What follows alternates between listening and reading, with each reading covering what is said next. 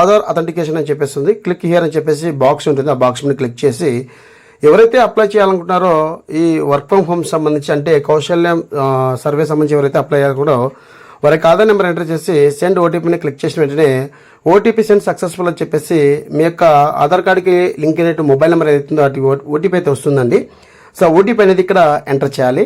So నేను మీకు just OTP enter చేసి డీటెయిల్స్ అనేది ఓపెన్ చేయడం జరిగింది. ఇప్పుడు గ్రాడ్యుయేట్ అయిన వాళ్ళకి ఏ విధంగా చేసుకోవాలి ఇప్పుడు మనం చూద్దాం. ఓటీపీ రావడం ఉంది, ఎంటర్ చేసి సెండ్ క్లిక్ చేయడం జరిగిందండి.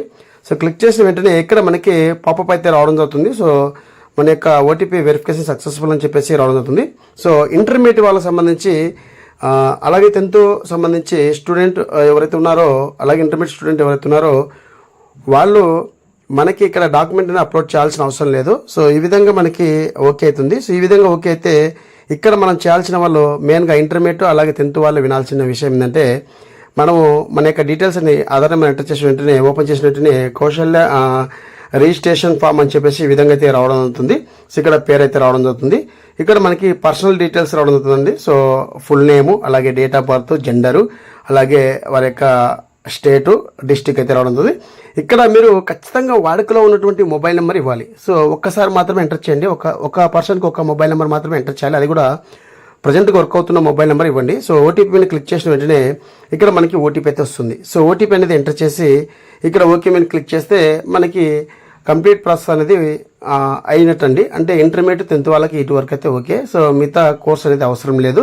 సో గ్రాడ్యుయేట్ చదివిన వాళ్ళు ఎవరైతే ఉన్నారో పిహెచ్డి కానీ అలాగే డిప్లొమా కానీ ఐటీఐ చదివిన వాళ్ళు ఎవరైతే ఉన్నారో వారికి మాత్రం ఇక్కడ మెయిల్ ఐడిని ఇచ్చి మనము గెట్ ఓటీపీని క్లిక్ చేసిన వెంటనే డీటెయిల్స్ అనేది మనకి హైయర్ ఎడ్యుకేషన్ సంబంధించి ఎవరైతే ఉన్నారో స్టూడెంట్ వాళ్ళు అప్లై చేసుకునే అవకాశం ఉంది. సో ఇక్కడ చూడండి ఆల్రెడీ నేను డిగ్రీ బేసిక్ మీద సచివాలయం ఎంప్లాయ్ యొక్క మొబైల్ యాప్లో అప్లోడ్ చేయడం జరిగింది. సో అప్పుడు ఇచ్చినటువంటి మెయిల్ అనేది ఇక్కడ ఎంటర్ చేస్తే ఆల్రెడీ మెయిల్ ఉంది, మీరు పనిచేయదని చెప్పేసి రావడం జరిగింది. సో నేను మరొక మెయిల్ క్రియేట్ చేసి మరొక మెయిల్ అయితే ఇక్కడ ఎంటర్ చేసి మీకు చూపిస్తాను అండి.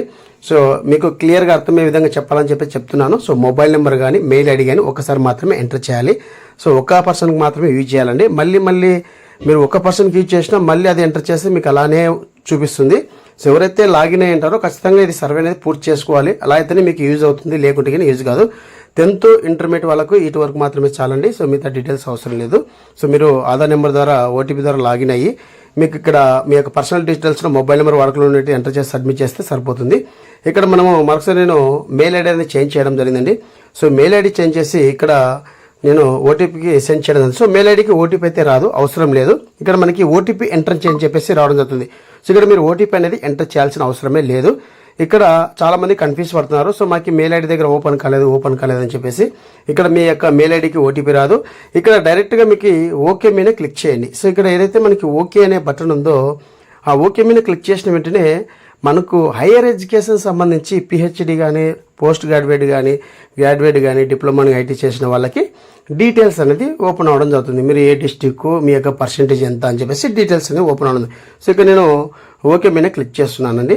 సో ఓకే మీద క్లిక్ చేసిన చూడండి ఇక్కడ ఓటీపీ కూడా ఎంటర్ చేయలేదు. ఓకే మీద క్లిక్ చేసిన వెంటనే మనకి డీటెయిల్స్ అనేది ఓపెన్ అవ్వడం జరుగుతుంది. సో ఈ విధంగా గ్రామ సచివాలయం దగ్గరికి వెళ్లకుండా సొంతంగా మీ మొబైల్లో చేసుకునే విధంగా గవర్నమెంట్ అయితే కల్పించడం జరిగింది. ప్రతి ఒక్కరైతే చేసుకోండి. సో ఇక్కడ మరొకసారి నేను ఓకే మీద క్లిక్ చేస్తున్నాను. సో ఓకే మీద క్లిక్ చేసిన చూడండి మనకి డీటెయిల్స్ ఓపెన్ అవుతుంది. ఇక్కడ లాంగ్వేజ్ సెలెక్ట్ చేసుకొని చెప్పేసి అవుతుంది. సో మనకి చాలా విధంగా లాంగ్వేజ్ అయితే ఉన్నాయి. సో మనం ప్రజెంట్ తెలుగు కాబట్టి తెలుగు లాంగ్వేజ్ సెలెక్ట్ చేసుకున్నాను. సో హైయర్ ఎడ్యుకేషన్ సంబంధించి ఇక్కడ డీటెయిల్స్ అయితే రావడం అవుతుంది. సో ఇక్కడ మీ యొక్క క్వాలిఫికేషన్ ఏంటి, సో మీరు ఏం చదువుతున్నారు అని చెప్పేసి సెలెక్ట్ చేసుకోవాలి. సో ఇక్కడ ఇంటర్మీడియట్ ఫస్ట్ కాలం వరకు చాలండి. ఇక్కడ చూడండి పిహెచ్డి కానీ పోస్ట్ గ్రాడ్యుయేట్ కానీ అలాగే మనకి గ్రాడ్యుయేట్ కానీ డిప్లొమా కానీ ఐటీ కానీ మీరు ఏదైతే చేస్తున్నారో ఆ కోర్స్ అనేది సెలెక్ట్ చేసుకోవచ్చు. ఇక్కడ మీరు ప్రజెంట్ చదువుతున్నారా, కంప్లీట్ అయిందా కోర్స్ అని చెప్పేసి కూడా రావడం జరుగుతుంది ఆప్షన్స్ అనేది. సో మీరు కోర్సును సెలెక్ట్ చేసుకుంటే మీరు ఇంకా కంప్లీట్ చేశారా ఈ కోర్స్ అనేది, లేదంటే ఇంకా చదువుతున్నారని చెప్పేసి కూడా రావడం జరుగుతుందండి. సో నేను గ్రాడ్యుయేట్ కాబట్టి మీకు ఎగ్జాంపుల్గా చూపిస్తున్నాను. సో ఇక్కడ ఒకసారి గ్రాడ్యుయేట్ అని సెలెక్ట్ చేస్తున్నాను. అలాగే ఇక్కడ మీకు చూడండి, సో ఇక్కడ మీకు విత్ ఇన్ ఏపీలో చదువుతున్నారా, లేకుంటే అవుట్ సైడ్ ఏపీలో చదువుతున్నారా, లేదంటే అవుట్ సైడ్ ఇండియాలో చదువుతున్నారా అని చెప్పేసి కూడా వస్తుంది. సో మీరు ఏపీలో అయితే ఏపీ సెలెక్ట్ చేసుకోండి. మిగతా రిమైనింగ్ 2% ఏవైతున్నాయి అవి కూడా మీరు సెలెక్ట్ చేసుకోవచ్చు. సో ఇక్కడ చూడండి మీకు ఇక్కడ మనం గ్రాడ్యుయేట్ అని చెప్పేసి నేను ఎగ్జాంపుల్గా సెలెక్ట్ చేస్తున్నాను, అంటే డిగ్రీ అని చెప్పేసి సెలెక్ట్ చేస్తున్నానండి. సో మీరు డిప్లొమా అని పెట్టుకోవచ్చు, మీరు ఏం చదివింటే అది పెట్టుకోవచ్చు. నేను గ్రాడ్యుయేట్ సెలెక్ట్ చేసి ఇక్కడ కోర్స్ అనేది కంప్లీట్ చేశారా అని చెప్పేసి అడుగుతుంది. కంప్లీట్ అండ్ ఏమైనా ఇంకా చదువుతున్నా అని చెప్పేసి అడుగుతుంది ఆప్షన్స్. సో నేను కంప్లీట్ అయింది కాబట్టి చెప్పి కంప్లీట్ అని సెలెక్ట్ చేస్తున్నాను. సో ఇక్కడ మీరు ఏ కోర్సు చేశారు, సో డిగ్రీలో మీరు ఏ కోర్స్ చేశారు, లేదంటే పిహెచ్డీ ఏ కోర్స్ చేశారు, డిప్లొమాలో ఏ కోర్స్ చేశారు అని చెప్పేసి ఇక్కడ సెలెక్ట్ చేసుకోవాలి. సో నేను చేసిన కోర్స్ అనేది బీకామ్ కంప్యూటర్ అనమాట. సో నేను బీకామ్ కంప్యూటర్ అనేది సెలెక్ట్ చేస్తున్నానండి. సో సెలెక్ట్ చేసి ఇక్కడ మాకి 1975 నుంచి 2025 వరకు చదివే స్టూడెంట్ ఎనీబడి ఇక్కడ మనం వర్క్ ఫ్రమ్ హోమ్ అనేది అంటే కౌశల్య సర్వే అనేది అప్లై చేసుకోవచ్చు. సో ఇక్కడ మాకి 2011 డిగ్రీ కంప్లీట్ అయింది కాబట్టి మాకి పర్సంటేజ్ అని మాత్రం ఉండున్నది. సో జీపీలో అయితే లేదు, అంటే మనకి జీపీ అంటే 8.1, 9.1, 6.1 అట్లా 6.5 అంటారు కదా, అట్లా మాకు జీపీలు అనేది లేదు. ఓన్లీ పర్సంటేజ్ పరంగా మనకి మార్కులు అయితే రావడం జరిగింది. సో ఇక్కడ నేను పర్సంటేజ్ పరంగా మీకు ఎంటర్ చేసి చూపిస్తాను అండి. పర్సంటేజ్ పరంగా సో మీకు ఇక్కడ పర్సంటేజ్ పరంగా చూపిస్తాను. సో ఇక్కడ పర్సంటేజ్ అని సెలెక్ట్ చేసుకొని ఇక్కడ మీ యొక్క పర్సంటేజ్ ఎంత సెలెక్ట్ చేసుకొని ఇయరింగ్ పాస్ అనేది సెలెక్ట్ చేసుకోవాలి. అలాగే మీరు ఎక్కడ చదివారని చెప్పేసి ఏపీలో చదివారా, అవుట్ సైడ్ ఏపీలో చదివారా, అవుట్ సైడ్ ఇండియాలో చదివారని చెప్పి సెలెక్ట్ చేసుకోవాలి.